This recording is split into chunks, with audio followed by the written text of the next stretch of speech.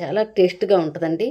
ఇలాంటి టేస్ట్ కాదు, చెప్తాను మీకు, నోరు ఊరిపోద్ది బాగా. ఓకే, ఇదిగోండి పచ్చిమిరపకాయ బజ్జీ చూసారా, ఉల్లిపాయలు, నిమ్మకాయ అన్నీ పిండారు.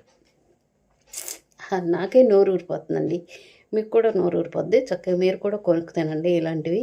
ఇగోండి చూసారుగా, పచ్చిమిరపకాయ బజ్జీ అనమాట. ఇదిగో పచ్చిమిరపకాయ బజ్జీ. బా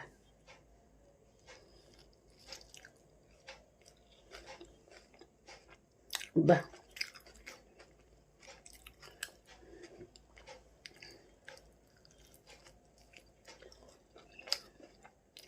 చూసారుగా పచ్చిమిరపకాయ బజ్జీ ఎంత అమోఘంగా ఉందో.